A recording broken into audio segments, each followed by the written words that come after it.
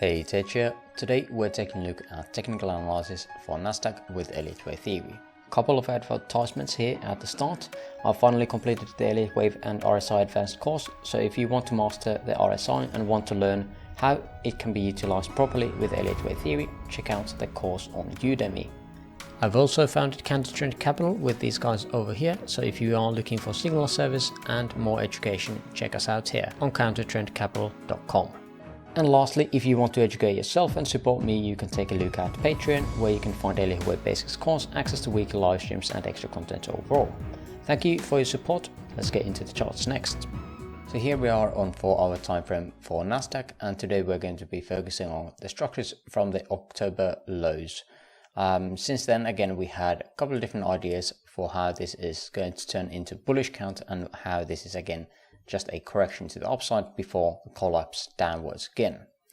So in this one, let's take a look at the bullish count first, where we would have a contracting diagonal here in wave 1 or wave A. Then we would have expanding structure or expanded expanded flat here for that wave 2 or wave B. And then we would have a 1, 2, 3, 4, 5 to take a partner leg either for this A, B, and C, hitting the 1.236 and 1.382 target here, or this would become another wave 1. Again, the wave 1 being a less likely scenario since it is larger than the higher degree wave structure over here. So 1, 2, 1, 2 is less likely. At this point, again, we would have to say that wave 2 would be ending here, and this would become some kind of 1, 2 very bullish structure over here, where these were, again, as they are overlapping, we have to be thinking that there has to be some kind of 1, 2s. The other scenario or other way of thinking this would be that it would be expanding diagonal, but again, those are very much more rare, even than the 3, 1, 2, 1, 2, 1, 2s here nested. So again, take one of these as your count. But again, I would not really be too surprised if this just does this. This is again not my main count at all, this bullish count, but understanding that there is a chance for this to become a bullish count is important, so we can actually trade it as well. But that's the bullish count. Let's check out the bearish count, in which again we had this as a three-way structure as well. Same as the ABC, both are working here for the bearish counts overall. W, X, Y, very similar to the ABC, different pivot points. I think it was here for the expanded flat here, but in any case, the middle structure ending is here and ending up at these tops as well. So start here, end here, very similar.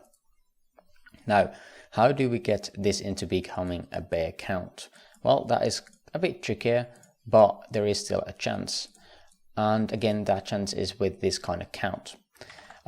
With this one, we would have this as a contracting diagonal into wave 1 or wave A, and where we have this as 1, 2, 3, 4, 5 here, and then expanded flat into W, 3 ways into X, and then another 3 ways structure here into wave Y. Again, within here, we would have this as coming back to the 1.236 extension of this wave W, pivoted again from the X, so it looks decent. It is kind of extended here, all the way to the 1.618, which is why not. I don't really like it too much, but again, we don't have too many options here that I see that are very likely. So if we want to be more bearish, this is the way to go in my opinion. Now, if we are comparing this to S&P 500, which has been less bullish, let's see if I can find it. It's not coming up for some reason. Let's get that up again as well. There we go.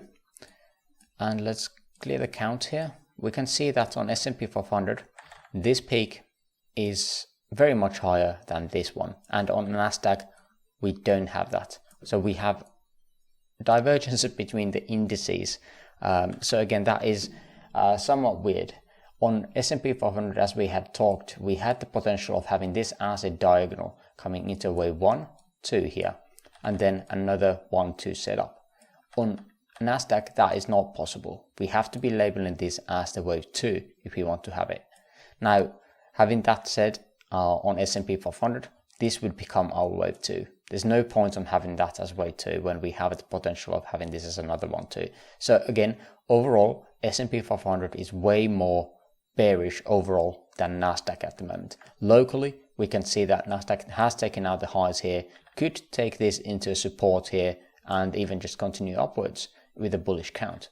That is also a possibility on S&P 500. Let's change the chart completely to that so I can actually show you what I mean. Which would be this kind of count, where we would be looking for some kind of diagonal in here. And again, there is a chance for some kind of trade setup here. Again, don't take this if you don't understand anything. And again, everything is up to you on your risk management. But again, there is a chance for this to become a rally, as this could become a ABC instead. And this would be a 1, 2, 3, 4, 5, and then a drop, and then we would be going up higher. Again, that would be the bullish count. But again, I just wanted to show you and show you how to compare these two at this very moment. Again, it's very important that we recognize that they are not the same at this very moment. Now, if we are looking at Dow Jones here as well, Dow Jones is doing its own thing. It has been doing its own thing for quite some time. There's nothing really saying that we have to become bullish. However, we are pretty good looking in here, as with this kind of three-way structure. We can definitely easy label this into being a five-way structure here, some kind of five wave in here, creating this into an ABC instead of the C wave that we were targeting originally, based on this kind of structure that we had here as potential five waves. But yeah, there's definitely a chance where we would be looking for a partner leg for whatever this is here downwards. So we have hit the 1-to-1 and also hit the 0.5 on higher time frame retracement, which is this structure over here. And again, this structure did seem very bullish to the upside, so there is a chance that we would be looking to get a partner leg here for it. So again, a lot of different indications are saying one way or another, but again, we can be trading both. At this point, we are very early stages of this potential impulse wave up. This again looks like a three-way structure on Dow Jones, so we don't need to be rushing into a trade of any kind. This has to become some kind of five-way move, at least one more up to create some kind of diagonal here before a small drop, and then we would go up again. That's that. Check out Russell here at the end as well. We had another setup here as a potential, having a very similar structure here as an ABC coming down. A very weird structure here at the end. We are creating triple bottoms here, which is kind of weird. In my opinion, we are going to be taking out these lows before we are going to be doing anything, because again, there's a lot of liquidity here between or below these all three. So that is something that I would definitely expect us to take out before we are going to be pivoting up higher. Based on this count, there is a chance that wave 5 is already done here, but it would be truncated. So again, this is going to be a kind of a mess. I would expect wave 5 to be ending here, and wave 4 could be here, and we create that one more low here to get one more divergence in here, and then we would be going up higher if this is to be true, this ABC count. Now at this moment, we have already hit almost to the 1.6 on it here, which is again one of the wave 3 targets overall. So I don't really think this ABC overall, or this ABC might not overall work too well, because again, we are missing some structures here. For the C wave to be true, we would have to end the count already at these lows. And while that is possible, since we have not taken out these lows, there is definitely a chance that this is a third wave, and then we'd be creating this fourth and fifth. But I'm not quite sure how that would be fitting the higher time frame expectations if other ones like the Dow is looking for more upside. But of course, on S&P 500 and Nasdaq, we do have the bear counts to go way lower, so we'll see how that turns out.